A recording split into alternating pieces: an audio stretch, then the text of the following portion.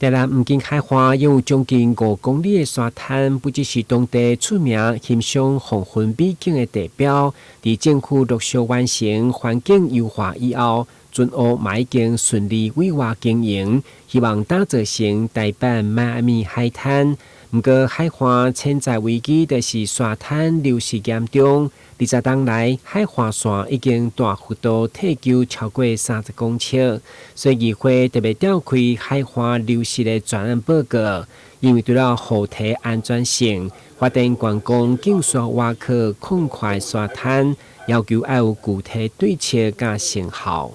就是山頂，那這就變風颱，咱的每一條溪的遺跡海沙 L 溪沙。就是一定一個掛提出來，那麼上大聲的時陣，咱就去做南河堰，就來把每一條溪的沙攏來長起來啦所以造成咱的溪沙無法度一直來補充着咱沿海的沙灘啦這是不是最早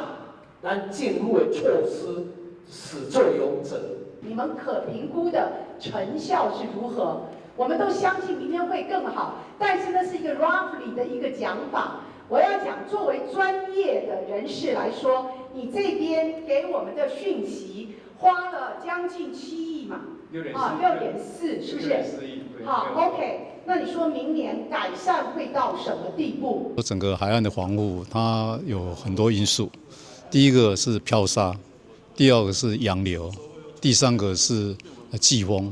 第4個是颱風，這些都是整個會對海岸的侵蝕或是淤積都有很大的影響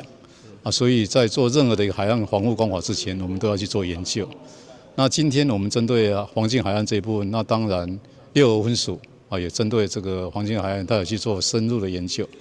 最近他決定用養灘加離岸體的工法離岸體它好像是要做5座了5座離岸體。養灘就將近做18萬立方公尺的養灘，那它沙的來源是從北方，就是那個淤積的部分，再把它載過來，距離差不多4公里的左右，把這個事實上它是這樣子的，就是有一邊淤一邊輕嘛，淤積的部分它就用人工的方法去把它載過來，距離到4公里的，然後把它載來這個侵蝕的這一部分，然後讓這個灘能夠保住。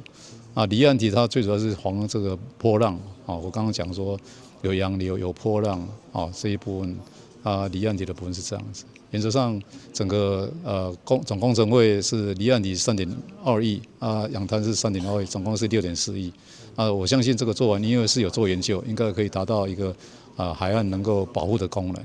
台南市海岸防護除了黃金海岸、北門、展門海坡地、7個鹽殘的海堤、加下湖沙洲等風地，嘛攏是一級防護的重點，必須議員關心。對此，區局長表示，中央依照監測調查，已經有具體計劃，持續投入經費防護當中。台南新聞軍籍張偉忠採訪報道。